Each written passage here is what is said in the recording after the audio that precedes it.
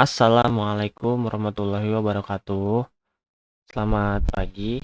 Di sini saya ingin mempresentasikan tentang proposal tugas akhir saya yang berjudul Perubahan Pola Pergerakan Akibat Beroperasinya Gerbang Tol Betung di Kabupaten Musi Banyu Asin.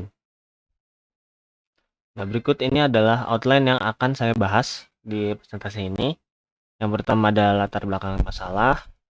Yang kedua, identifikasi masalah. Rumusan masalah, maksud dan tujuan penelitian, batasan masalah, bagan alir penelitian, dan metodologi penelitian. Latar belakang masalah. Latar belakang masalah yang saya ambil merupakan di Kabupaten Musi Banyu Asin, terletak di Provinsi Sumatera Selatan, Indonesia, dan terhubung dengan jalan arteri Palembang Jambi. Kenapa latar belakang masalah ini saya ambil? Dikarenakan adanya pembangunan jalan tol Trans Sumatera sebagai salah satu proyek pemerintah berupaya dapat menghubungkan untuk kota-kota di Pulau Sumatera dari Lampung hingga Aceh. Dibangunnya jalan tol Trans Sumatera yang melewati Kabupaten Musi Banyu Asin, terutama di jalan arteri Palembang Jambi Kabupaten Musi Banyu Asin, menambah akses jalan alternatif di lintas Sumatera, terutama jalan arteri Palembang Jambi, dan dapat berdampak pada beberapa ruas jalan dan simpang di jalan arteri Sumatera. Nah, ini di sini merupakan ada lokasi pembangunan gerbang tol Betung ya. Identifikasi masalah yang terjadi itu pada saat beroperasi gerbang tol Betung di jalan lintas Sumatera akan mempengaruhi perjalanan dari dalam dan luar Kabupaten Musi Banyu Asin. Yang kedua itu beroperasinya gerbang tol Betung akan mengakibatkan adanya perubahan pola pergerakan. Selanjutnya, beroperasinya gerbang tol akan mempengaruhi kinerja jalan. Rumusan masalah yang terjadi. Bagaimana kinerja lintas dan pola pergerakan di Kabupaten Banyu Asin?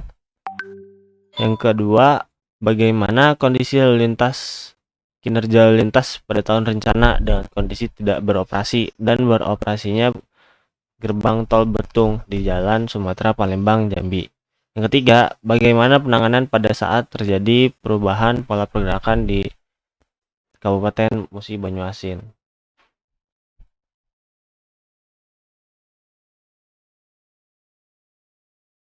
Nah, maksud dan tujuan penelitian dapat memberikan sebuah informasi tentang pola pergerakan sebelum beroperasinya gerbang tol Betung di jalan lintas Sumatera dan keadaan di tahun rencana 5 tahun ke depan tanpa beroperasinya gerbang tol Betung. Dan selanjutnya dapat memberikan sebuah informasi tentang perubahan pola pergerakan setelah beroperasinya gerbang tol Betung di jalan lintas Sumatera dan keadaan di tahun rencana 5 tahun ke depan dengan beroperasinya gerbang tol Betung. Memberikan solusi terhadap masalah-masalah yang timbul akibat beroperasinya gerbang tol Betung di jalan lintas Sumatera di tahun sekarang dan di tahun rencana. Batasan masalah ini penelitian saya dilakukan pada ruas jalan Kabupaten Musi saja. Penilaian kinerja ruas jalan berdasarkan visi rasio. Penelitian tidak membahas perubahan tata guna lahan, dan pemodelan yang saya gunakan itu transportasi menggunakan Visum Student Version. Dan gambaran umum yang terjadi.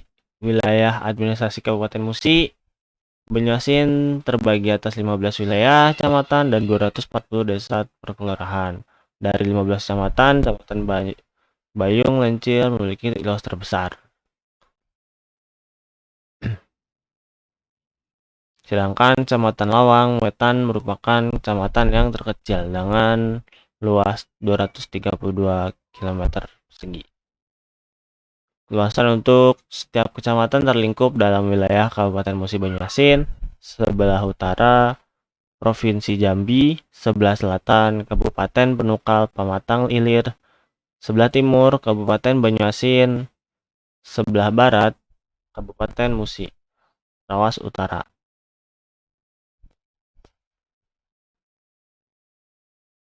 Dan ini merupakan zona-zonanya yang terjadi. Dan ini merupakan jalan lintas Sumatera yang saya maksud. Bagian alir. Berikut merupakan bagian alir yang akan saya kerjakan tugas akhir saya. Berikut dari identifikasi masalahnya, rumusan masalah, batasan masalah, studi literatur saya. Berikutnya juga dilanjutkan dengan pengumpulan data. Pengumpulan data itu ada data sekundernya lalu lintas, data sekunder karakteristik kota, data sekunder jaringan jalan. Dan berikut sekunder lalu lintas itu ada volume lalu lintas ruas, kecepatan ruas, dan sekunder karakteristik kotanya itu ada administrasi wilayah studi, matriks asal tujuan, persamaan regresi. Dan data sekunder jaringan jalan, peta jaringan jalan, inventarisasi ruas. Yang dilanjutkan saya olah datanya dan saya buat lagi, dipersempit lagi menjadi matrik asal tujuan dari hasil data yang tadi saya dapat, dan juga pemilihan moda. Para masyarakat di sana lebih memilih moda apa saja yang dituju. Dan jadilah matriks asal tujuan. Dan selanjutnya akan saya lanjutkan dengan pemodelan kinerja jaringan jalan setelah pengoperasian pintu tol. Berikutnya adalah validasinya. Dan dilanjutkan kinerja jaringan jalan sebelum pengoperasian tol, dan juga ada juga kinerja jaringan jalan setelah pengoperasian tol di tahun rencana. Dan ini merupakan dua model yang berbeda, nanti saya akan membuat itu. Dan selanjutnya ada di analisa ruas terdampak. Di analisa ruas terdampak ini nanti terlihat apa sih dampak yang terjadi ketika kinerja pengoperasian tol ini sudah terlaksana, dan permasalahan apa aja yang terjadi, dan rekomendasi dari saya apa yang setelah gerbang tolnya direalisasikan. Terima kasih. Berikut merupakan hasil presentasi saya. Wassalamualaikum warahmatullahi wabarakatuh.